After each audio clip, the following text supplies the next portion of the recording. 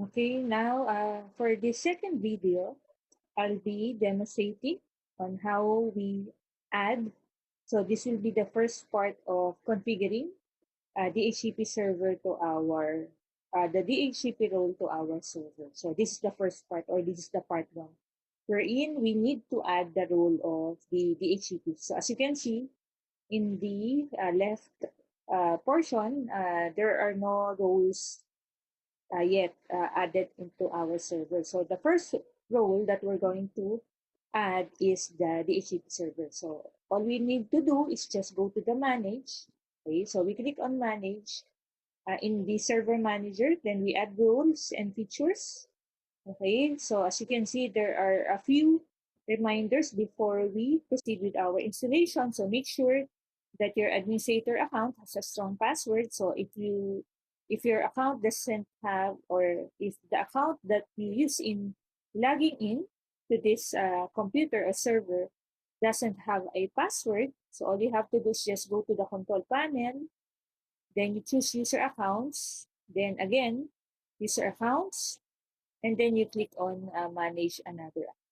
Okay, so just like this. Okay, so this is already password protected, so we will be putting an administrator password for our local administrator. Okay, so all you have to do is just select, and then select the create password. So for this scenario, I'll be using the usual yung password na ginagamit natin, PA dollar dollar word 1, then confirm capital PA dollar dollar word. Okay, password, and then we create password. So now our local administrator has a password and it is already password protected.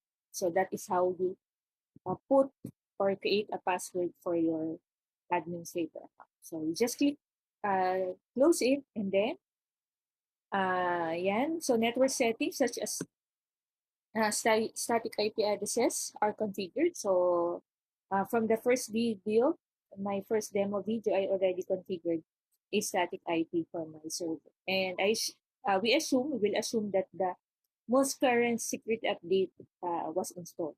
Okay, so you just click on, if you were able to meet the three requirements, so all you have to do is just click on next, and then you select the role base or feature base, since we will be installing or adding the role in this computer or in the server. So next, then make sure that it was able to um, identify the IP that we have assigned. So as you can see, this is the IP that I have assigned in my first video.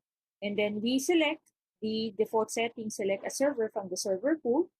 Then we click on next, and then we put a check by clicking on the DHCP server. Okay, so this window will open. All we have to do, so it will be adding the tools wherein this is where we can manage our DHCP.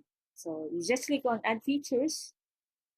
Okay, the validation problems on the server, which you want to install features, click continue to install the selected features anyway. No static IP addresses were found on this computer. If the IP addresses changes, clients may not be able to contact this server. Please configure a static IP address before installing the DHCP server. So, continue lang tayo. Ayan. So, nagkaroon na po ng check yung ating DHCP. Now, we proceed. So, we click on next. Dito, wala na po tayong i-add. So, we just click on next. So, wala po akong sinelect dyan para malagyan ng ma-add. So, next lang po natin. Again, meron siyang things to note. So you should configure at least one static IP address on this computer, and plan your subnets, scopes, and exclusion. Then store the plan in a safe place for later reference. So next lang po natin. Okay, and then we install. So hintayin lang natin na ma-reach niya yung yung mapuno siya, yung notification bar. And then after na ma-reach nung notification bar, yung end niya, so that's the end of our first part. So, wherein we successfully added the role of the DHCP server. Okay, so wait natin siya.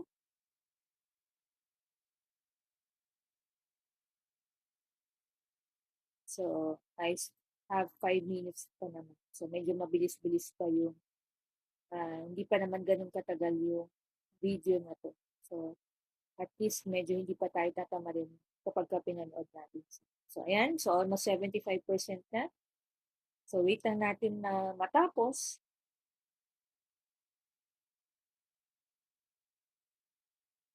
Okay, so 64%.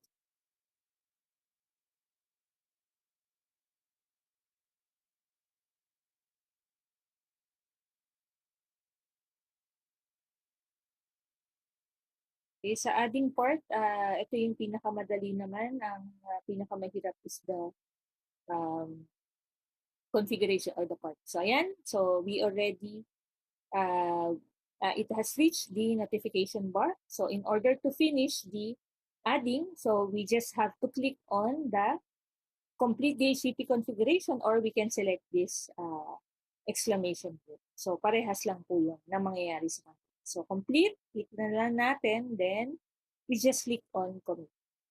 So, close. Ayan, nawala na yung exclamation natin. So, ibig sabihin, we are done with the adding or the first part of deploying a DHCP server to our DHCP role to our server. So, close natin. So, I will end this video para hindi po sa masyadong mahaba and I will create another video po para sa part 2. Okay, so close. So, thank you.